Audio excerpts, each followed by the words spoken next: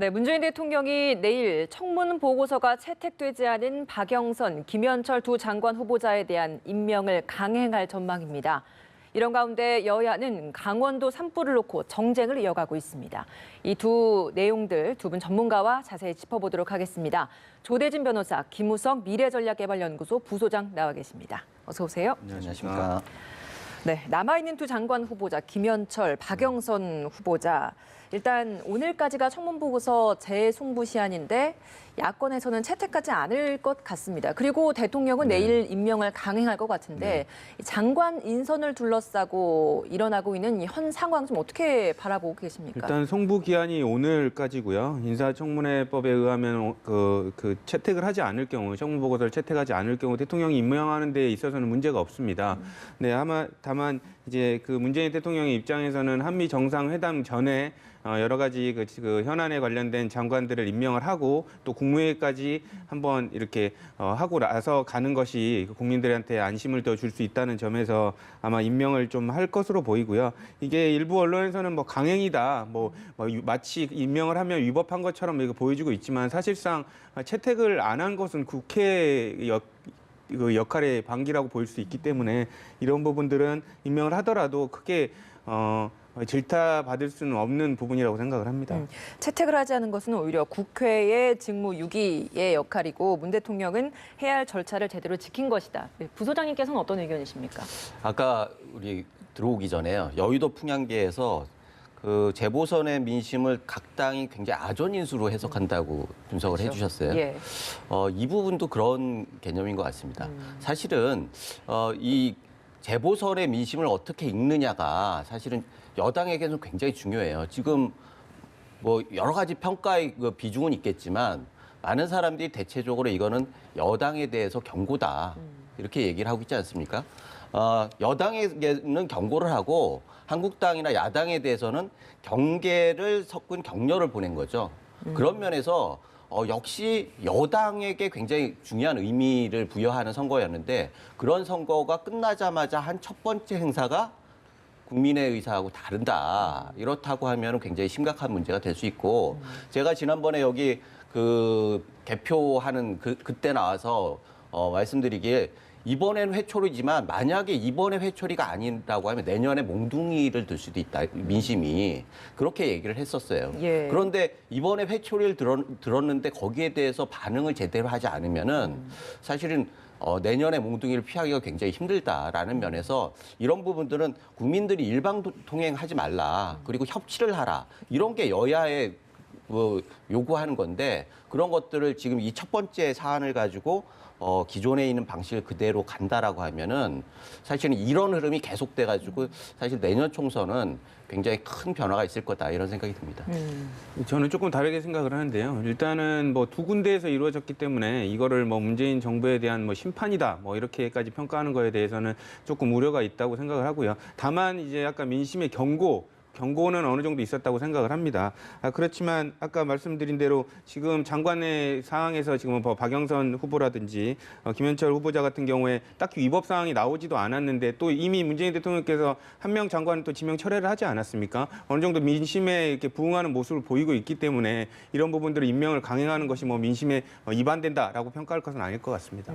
장관 후보자 임명 자체도 4.3 보궐선거에서 나온 민심을 반영을 했어야 되는데 그런 부분은 반영하지 못한 것이다. 사실 저 패배가 여러 가지 이유가 얘기가 되지만 인사청문회가 굉장히 결정적인 김의겸 대변인권하고 이 부분이 굉장히 결정적인 영향을 미쳐가지고 사실 굉장히 어려운 상황으로 갔는데 그럼에도 불구하고 이렇게 강행한다라는 건 사실은 민심을 거르는 거라고밖에 볼 수 없는 거죠. 그래서 민심은 영린과 같은 건데 영린을 건드리면은 사실은 예전에 왕의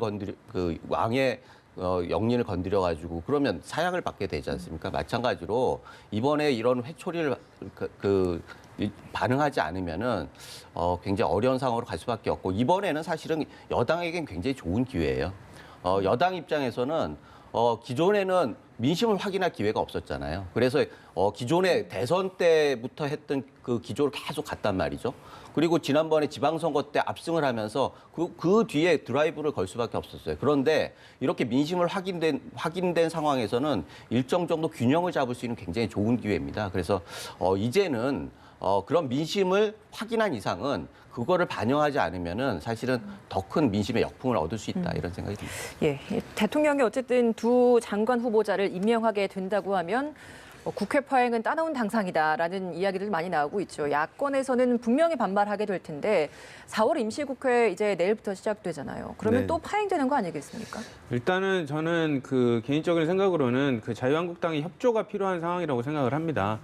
일단 뭐 문재인 대통령께서 장관 후보자 2명에 관련된 임명을 강행한다라고 표현을 하면서 임명하는 부분이 여러 가지로 뭐 자유한국당의 심기를 불편하게 할 수는 있지만 어쨌든 지금 그 2명의 장관이 주무부처 장관 아닙니까? 중요한 사항에 통일부와 중소기업 벤처부 중요한 민생과 관련된 장관이기 때문에 이런 장관을 청문 보고서도 채택하지 않아준 이런 상황에서 임명할 수밖에 없는 상황에 대해서 조금 야당이 이해를 해줘야 될 것 같고요. 자유한국당의 입장에서는 지금 뭐 재보선 결과 여러 가지 뭐 승기를 잡았다, 어느 정도 승리했다라는 그런 자신감이 좀 있는 것 같아요. 이런 부분들 때문에 오히려 더 어깃장을 좀 놔도 국민의 마음에는 더 좋게 보이겠지라는 생각을 할 수도 있는데 이런 부분들은 좀 큰 마음에서 어깃장을 놓을 게 아니라 협조를 좀 해줘야 될 상황이라고 생각을 합니다. 조 소장께서 보시기에는 4월 국회 좀 정상화될 거라고 보십니까? 사실 이거는 여당에 따라서 달라요. 여당이 국민이 이제 기조를 바꿔라 할 때 그걸 바꾼다라고 하면은 훨씬 그 성과 있는 국회로 갈 수 있겠죠. 그런데 3월 국회 빈손국회로 끝났지 않습니까? 예. 그것의 심판이 결국은 여당에게 돌아갔기 때문에 야당 입장에서는 이 기조로 계속 갈 수밖에 없어요. 사실은 그렇게 되면은 그 키는 역시 여당에 잡고 있다. 그런데 아까 말씀드렸듯이 여당에서 이런 것들을 교훈 삼지 않고 만약에 기존에 있는 일방이나 강행 이런 기조로 계속 간다라고 하면은 이 기조를 야당에서 바꿀 수는 없는 거죠. 성공한 전략을 바꾸는 것들은 경기에서 굉장히 어려운 일입니다. 사실 그런 면에서 이번 그 재보선이 총선 전에 있는 거의 마지막 선거란 말이죠. 예. 그런 면에서는 이거가 총선까지 가는 과정에서 야당에 있어서는 이 기조를 바꿀 수 없고 여당에서 바꾸면은 여당에게 굉장히 기회가 되는 거죠. 그러면 야당은 계속 이렇게 강공 모드로 가는 것이 오히려 바람직한 아니요. 전략이다라고 보시는 겁니까? 제 생각에는 예. 야당 입장에서도 핑계를 줘요. 야당에게 이렇게 들어와라. 이렇게 협조를 해라. 최소한 이런 정도의 여당에서 카드를 주고 그 안에서 게임을 하게 된다라고는 협치가 가능한 거죠. 그런데 그렇게 안 하는데 먼저 야당에서 무장 해제하고 들어온다라고 하는 건 현실적으로 받아들이기가 굉장히 어렵기 때문에 사실은 국정 주도의 최종 책임은 여당에서 가지고 있고 여당에서 카드들을 많이 가지고 있기 때문에 그 안에서 대화를 하려면 일정 정도 주고받아야 합니다. 그런 면에서 그동안의 여야 갈등은 여당에서 대화의 파트너로 인정을 안 했다고 야당에서 생각하는 거예요. 예. 그러면 야당에서 그거를 인정할 수 있을 정도로 뭐 이렇게 요구하는 것들을 좀 들어주는 모습을 보여줘야 하는데 기존에 있던 모든 가능성들을 다 봉쇄하고 있단 말이죠. 그런 면에서 지금은 야당에서 선택지가 있는 게 아니라는 얘기예요. 그 부분은 조금 약간은 뭐 잠시 반박을 드리고 예, 싶은데 말씀하시죠. 예를 들면은 이제 국민들이 대다수가 바라는 공수처 그 설치 법안이라든지 선거제 개편에 관련된 내용들은 국민들이 많이 원하고 있거든요. 그러니까 이런 부분들은 여당이 양보를 안 해서 하는 게 아니라 야당이 자유한국당이 응하지 않아서 지금 진행이 안 되는 부분이기 때문에 여당이 양보만 하면 야당이 자유한국당이 들어와서 논의를 시작할 수 있다. 이런 비판은 국민의 관점에서 볼 때도 좀 타당하지 않을 것 같습니다.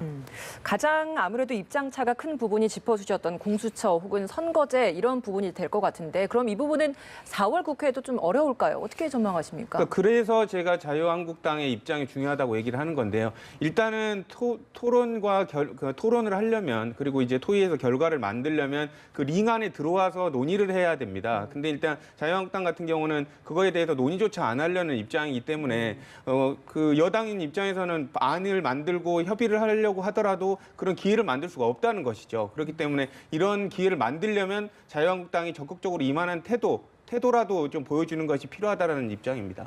이 공수처 문제 말씀하셨는데요. 공수처 문제는 사실은 여당에서 드라이브를 하는데 야당에서 우려를 지금 계속 얘기하는 거거든요. 지금 검찰과 경찰 이 부분에 대해서 서로 야당 입장에서는 검찰과 경찰을 경쟁시켜가지고 정치적으로 활용하고 있다라고 하는 의심이 드는 거고 그럴 때 검찰을 제어하기 위해서 공수처가 필요하다. 이런 식으로 구도가 짜여 있는 거예요. 그렇다고 하면 그런 것들을 해소시킬 수 있을 정도로 충분히 뭐 설명을 하고 대화를 하고 방안을 만들고 야당에서 얘기했듯이 공수처를 추천하는 권한을 야당에게 주거나 이런 식으로 해서 무슨 대화의 옵션들을 만들어줘야 하는데 일방적인 안을 가지고 계속 밀어붙이니까 야당 입장에서는 상당히 거북하기도 하고 우려스럽기도 하고 하기 때문에 정치적으로 굉장히 민감한, 공수처는 진짜 민감한 거 아니겠습니까? 모든 정치인들이 다 해당될 수도 있고 국가 권력의 이 키를 가지고 있는 그런 사정기관의 정점에 있는 조직이란 말이에요. 그런데 그런 것들을 그렇게 일방적으로 한다라고 하는 거는 사실 야당 입장에서 흔쾌히 들어와가지고 얘기할 수가 없는 거죠. 이 부분은 충분히 좀 입장차가 크기 때문에 시간이 오래 걸릴 것 같다라는 생각이 드는데 4월 임시국회에 들어서 사실 긴급하게 처리해야 할 현안이나 법안들이 굉장히 많지 않습니까? 네. 우선적으로 처리해야 할 것들 꼽아주신다면 좀 어떤 게 있겠습니까? 역시 탄력근로제나 최저임금제죠. 지금 이번에 재보선 때 나왔던 민심도 이해찬 대표도 얘기하셨잖아요. 말씀하셨잖아요. 경제가 정말 어렵다고 하더라. 현장에서 말하는 사람들 다 경제를 얘기합니다. 그 많은 구설들이 있었지만 결국은 경제에 대해서 판단을 하는 거거든요. 성산같이 기존에 있어서 저 노조들이 굉장히 강한 그 지역에서 저렇게 박빙의 99%까지 지다가 마지막에 0.1% 가지고 이기는 이런 상황은 결국은 경제가 그렇게 그만큼 어렵다는 거거든요. 그 돌파구를 얘기를 할 수 있는 게 결국 탄력근로제와 최저임금제인데 이 부분에 대해서는 선거 당일날 노동단체가 국회 와가지고 무력 시위를 했어요. 이런 것들을 사정기관에서도 그냥 풀어주고 유야무야했어요. 그러니까 국민들 입장에서는 탄력근로제나 최저임금제에 대해서 의지가 없는 거 아니냐라고 얘기를 하는 거고 노동단체들은 개혁 의지가 상실된 거 아니냐 이렇게 얘기를 하는 거예요. 그래서 결국 이 안에서 이번 재보선을 활용해가지고 정부 여당이 사실은 이걸 해가지고 핵심 지지층이라고 할 수 있는 노조나 시민단체들을 좀 설득할 필요가 있어요. 이렇게 하면 우리가 다 망한다. 국가도 망하고 지금 여건도 힘들어진다라고 하는 걸 설득을 해서 일정 정도의 합의를 제3의 대안들을 만들어가지고 6개월이나 1년이나 이런 부분들에 대해서 아니 논의할 부분이 있잖아요. 그런데 이것이 절대로 안 된다. 유일한 가치를 훼손한다 이렇게 접근하면은 사실은 국정하는데 굉장히 힘들거든요. 그래서 네. 여당에서는 이런 민심을 잘 활용해서 내부적으로 한번 정비를 하고 아까 얘기했잖아요. 정거장에 열차 가다가 정거장에 서가지고 한번 정비를 할 시간을 갖는다. 그런 의미에서 여당에서도 여권 전체 그리고 지지층 한번 정지를 할 필요가 있다 이런 생각이 듭니다. 마음이 맞아서 본회의 열고 바로 처리할 수 있는 일들은 없겠습니까? 일단 아까 말씀 주신 대로 그 법안들은 3월 달에 이미 많이 통과가 됐고요. 그리고 이제 3월 달에는 비쟁점 법안들, 그런 법안들이 많이 통과가 됐기 때문에 사실상 4월에는 아까 말씀 주신 대로 탄력근로제 기간에 관련된 확대에 관련된 근로기준법이라든지 최저임금법이라는 아주 예리한 그런 그 논의가 필요한 그 법안들만 남아 있기 때문에 네. 여야가 그 서로 합의에 관련된 큰 틀에 대한 입장을 바꾸지 않는다면 쉽게 뭔가 정리되기는 어려울 것으로 보입니다. 예, 알겠습니다. 새로운 정쟁거리로 떠오른 내용이 하나 있죠. 이야기 좀 해보겠습니다. 강원 지역 산불 대응을 둘러싸고 한국당과 민주당이 또 정쟁을 벌이고 있는데 일단 사안이 두 개인 것 같아요. 네. 한국당 입장에서 상황 대응을 위해서 정의용 안보실장이 국회를 떠나려고 하는데 한국당이 막았다. 민주당이 여기에 대해서 일단 책임론을 강하게 펴고 있는 것 같아요. 이 부분 민주당 책임론 제시할 수 있는 부분이라고 보시는지요? 사실 그럴 수는 있죠. 그러나 저렇게 정색하고 할 건 아닌 것 같아요. 사실 황교안 대표가 가지고 현장에 가서 얘기를 하기를 이 진화가 끝날 때까지 정쟁을 멈추자. 야당에서 그렇게 얘기한단 말이에요. 그런데 이 상황에서 여당에서 뭐 무슨 이유인지 모르겠지만 이거를 다시 정쟁으로 몰고 가는 거예요. 그런 면에 있어서는 사실은 지방선거뿐만 아니라 지방선거 재보선이 끝나자마자 굉장히 큰 화제가 벌어졌단 말이에요. 예. 이거는 굉장히 민심이 흉흉해질 수 있는 좋은 조건인데 이런 상황에서 또 다시 과거의 모습으로 야당을 공격하는 빌미로 삼는다. 이거는 사실은 선뜻 흔쾌하게 받아들이지 않는데 야당 입장에서도 사실 현장에서 그 운영위원장이 일단은 얘기를 하는 거고 정의용 그 실장 같은 경우에는 딱 부러지게 얘기를 안 했어요. 그러면은 현장에서 있는 의원들이 그 상황을 모르지 않습니까? 사실은 나경원 대표가 그래서 그렇게 얘기하는 거예요. 제대로 얘기를 했으면 모르겠는데 제대로 얘기하지 않았느냐, 안 했지 않았느냐 그렇게 얘기하는 물론 뭐 그 부분에 대해서는 다른 얘기가 있지만 어찌 됐든 그렇게 얘기할 정도로 야당 입장에서 현장에서 그런 판단을 할 소스가 없었단 말이죠. 그러면 그거를 잘 알고 있는 정의용 실장이 거기서 설득을 했어야죠. 그럼에도 불구하고 야당에서 그렇게 했다는 건 여당에서는 뭐 유감 편명 정도는 할 수 있어요. 그러나 이 부분을 이 흉흉한 민심을 돌리기 위해서 뭔가 야당을 또 제물로 삼으려고 한다라고 하면은 그거는 민심이 그렇게 호락호락하게 넘어가지 않을 거다 이런 생각이 듭니다. 제가 드리고 싶은 말씀인데 예. 이거는 나경원 그 원내대표에 대해서 이거는 정쟁화를 하는 게 아니라 국회의원 특히 또 야당의 제1야당의 원내대표로서의 그 자질에 관련된 문제라고 저는 생각을 합니다. 고성 산불이 7시에 났습니다. 그리고 7시에 났고 그때 그 당시에 의원들이 9시 20분까지 식사를 하고 있었거든요. 그런데 본인 같은 당에 있는 이양수 의원, 그 속초 고성의 지역구 의원이죠. 그분은 8시 40분에 이미 상황을 인지를 하고 나경원 원내대표한테 얘기를 하고 자리를 떴어요. 예. 그렇기 때문에 그 당시에 그 부분을 위험성을 몰랐다는 것 자체는 말이 아니었고요. 온갖 포털에서 7시 이후부터 고성과 고성 산불에 관련돼서 언론 그 실시간 검색어가 1위를 하고 있었던 때입니다. 그런 상황에서도 이거를 몰랐다고 얘기하는 것 자체가 말이 안 된다고 생각을 하고 또 이런 부분을 정쟁화하는 거 아니냐, 뭐 재보선을 덮으려고 하는 시도 아니냐라고 생각하는 것도 자질에 관련된 문제라고 저는 생각을 합니다. 여기에 대해서는 또 하실 말씀 없으십니까? 할 얘기는 많은데요. 뭐 사실은 예. 이 부분은 여야가 지금 강원도에서 고통받는 분들을 생각해서라도 그리고 그 사투를 벌여가면서 불을 끈 그 소방대원들을 생각해서라도 이 부분에 대해서 정치권에서 이렇게 이러는 것 참 좀 피했으면 좋겠다는 생각이 드네요. 속초시장 휴가 두고 한국당이 다시 반격에 나선 이건 좀 어떻게 보고 계십니까? 물론 그 부분도 제자리에 있었으면 제일 좋았겠죠. 그리고 만약에 이 비비난을 받으려면 그 속초시장이 불이 번지기 시작했음에도 불구하고 뭐 어디 제주도로 여행을 떠났다면 당연히 비난을 받아야겠죠. 하지만 이 속초시장은 이미 제주도에 도착한 상태였고 상황을 인지하고 했을 때 비행기표를 구하려고 했지만 마지막 비행기표도 구하지 못했기 때문에 그 다음날 새벽 비행기를 타고 예. 올라왔던 것이거든요. 그러니까 이런 부분들을 만약에 요구를 한다면 왜 속초시장이 불날 때 그 자리에 없었느냐, 휴가도 가지 말라 이런 식의 요구를 한다면 그거는 너무 무리한 정치 공세라고 이거야말로 생각을 합니다. 예. 이 부분에 대해서는 언론에서 문제 제기를 했잖아요, 처음에. 그래서 언론에서 나온 얘기에 대해서 당에선 반응을 하는 거죠.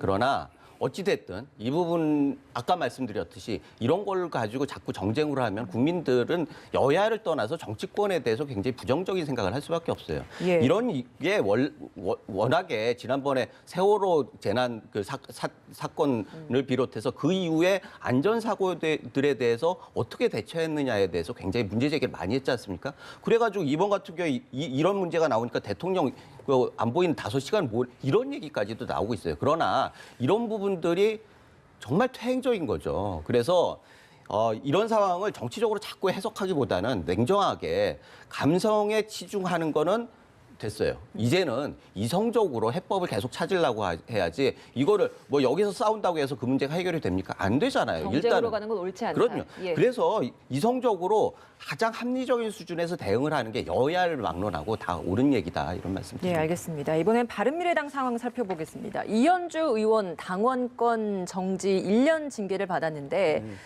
이렇다 보니까 자연스럽게 이제 내년 총선을 나가려면 당원권 이제 뭐 당을 나가야 되는 수밖에 없는 상황이 됐거든요. 네. 결국은 한국당으로 가게 될까 좀 어떻게 예상하십니까? 이거는 뭐 이현주 의원이 어느 정도 예상했던 결과고 바라던 결과가 아니었나 싶습니다. 왜냐하면 지금 마침 울려고 하고 있었고 본인이 예. 주목받고 싶었는데 그 뺨을 때려줘서 울려준 그 경우가 아닌가라고 생각이 되고요. 사실상 이현주 의원 같은 경우는 자유한국당과 그 주장의 계를 같이 하면서 바른미래당과 엇박자를 많이 내오고 있었던 상황이고 선거 기간 동안 또 손학규 대표의 여러 가지 지도부의 행보에 대해서 여러 가지 지적을 하고 했던 상황이거든요. 언제부터 그 진보 진영에 있었던 이현주 의원이 보수의 그 세력 가치를 채워야 한다고 이렇게 얘기하는 게 좀 낯설기는 하지만 어쨌든 이현주 의원은 본인이 바라는 대로 자유한국당 행으로 갈 거라고 저는 생각을 합니다. 예. 어쨌든 바른미래당 내분이 굉장히 커지고 있는 상황이고 4.3 보궐선거 이후에 한국당 입장에서는 보수 통합의 목소리를 더 키우고 있는 상황이라서 결국에는 총선 앞두고 정계 개편, 보수 진영을 중심으로 한 정계 개편 이뤄지지 않을까라는 예측이 좀 나오고 있습니다. 이 가능성 어떻게 보십니까? 가능성이 굉장히 크죠. 사실은 일단은 내년 총선 때까지 만약에 보수 진영이 분열돼가지고는 필패한다라고 얘기를 하지 않습니까? 지금 바른미래당과 자유한국당이 나눠져 있으면은 이번에야 그 뭐 선택을 할 때 여러 가지 반영이 돼가지고 작은 수로 투표력이 작아서 예. 전체적으로 큰 영향은 없었지만 그럼에도 불구하고 지금 표차로 보면은 굉장히 박빙의 선거에서 3.5 몇 프로인가가 나와가지고 결과적으로 패배하는 그런 결과가 됐단 말이에요. 이것은 보수 진영에서 바른미래당과 한국당이 양립할 수 없다라는 걸 보여준 거예요. 그러면서 그렇기 때문에 총선을 앞두고 끊임없이 보수 진영의 통합에 대해서 얘기를 할 겁니다. 그리고 이 부분에 대해서 이현주 의원이 사실은 어떤 돌파구가 돼가지고 길을 개척할 거냐 아니면 낙동강이 오리알이 될 거냐라고 하는 기로에 서 있는데 제가 보기엔 이 작은 균열이 지진이 될 수 있을 정도로 굉장히 지반이 허약한 바른미래당의 지반이 허약한 상태라는 거죠. 문제는 이런 상황에서 한국당에서 선택이 중요한데 한국당에서 만약에 개별적으로 입당을 받겠다 그러면은 뭐 물꼬가 되겠죠. 예. 그러나 전체적으로 당 통합 당대다 통합 또는 당이 분열돼 가지고 제3의 당이 생겨가지고 그 당과 통합 이렇게 해가지고 로드맵을 갖는다라고 하면 약간 시간이 걸릴 것 같습니다. 어찌 됐든 보수 진영이 한국당 중심으로 해가지고 재편이 되는 거는 총선 앞두고는 기정사실이다 이렇게 생각이 듭니다. 진보 진영 내에서도 뭐 제3지대론이라고 이야기를 하면서 뭐 좀 진보 진영 간의 통합 움직임도 나오고 있는데 이 가능성도 좀 크다고 보십니까? 일단 진보 진영 간에 있어서는 뭐 바른미래당의 국민의당 출신. 국민의당 예. 출신이 어떻게 거치를 하느냐에 따라 문제가 돼 있고요. 그리고 또 이제 민평당과 정의당의 원내 교섭단체 구성 관련된 부분에 있어서 예. 어떻게 또 손을 잡을 것이냐가 또 문제가 되고 있습니다. 사실상 원내 교섭단체 구성 관련해서는 정의당이 당연히 다시 할 걸로 이렇게 민평당과 생각을 하고 있었는데 예. 느닷없이 이제 안에서 반발 기류가 그렇죠. 나오고 있거든요. 예. 왜냐하면 합침으로 인해서 민평당이 주목받는 게 아니라 정의당만 도와주는 꼴이 된다 이런 식의 분석이 있기 때문인데요. 예. 어쨌든 정동영 대표 같은 경우에는 민평당이 어쨌든 원내 교섭 단체를 회복해야 된다는 입장이기 때문에 이 리더십의 향배에 따라서 진보 진영에 관련된 부분도 모습을 좀 달리할 거라고 보입니다. 바른미래당 내 국민의당 출신과 평화당 간의 좀 진보 진영 간 통합 움직임을 생각을 하다 보니까 정의당과의 교섭단체 구성에 좀 반발하는 목소리가 나오는 게 아닌가라는 분석이 있던데 어떻게 보십니까? 물론 그런 면도 있겠죠. 그러나 지금 민평당이 가지고 있는 기본적인 생각은 재보선에서 호남에서 지금 여권의 약세를 본 거죠. 그래서 지금부터는 자기 목소리를 낼 수밖에 없습니다. 모든 정당은 지금 총선으로 달려가는 거예요. 총선 구도에 유리한 방향으로 의사선택을 하게 됩니다. 예. 사실은 호남을 두고선 지금 민평당과 민주당이 같이 격돌을 하는 상황이잖아요. 그러나 그동안에는 힘을 합쳤단 말이에요. 왜냐하면 호남에서 누구를 흔쾌히 손들어주지 않았어. 예. 그런데 이번에 명확하게 정부 여당에 대해서 일정 정도 경고의 목소리가 나왔단 말이에요. 그러면 평화당 입장에서 노선 확실하게 구분할 필요가 있는 거죠. 그런데 정의당과 같이 교섭단체를 하면은 범여권으로 해서 다시 스텝을 맞추기가 힘들다. 그런 판단이 있었던 것 같아요. 그래서 아마 총선 때까지는 그런 계산들이 계속 있을 겁니다. 그래서 예. 제3의 교섭단체를 만들든지 아니면은 지금에서 독자적으로 이렇게 움직이든지 해서 총선에서 목표는 총선에서 호남을 석권하는 게 목표다. 이렇게 생각이 듭니다. 어쨌든 총선을 향해서 각 당이 좀 빠르게 움직이고 있는 것 같습니다. 두 분 말씀 여기서 마무리 짓도록 하겠습니다. 오늘 고맙습니다. 감사합니다.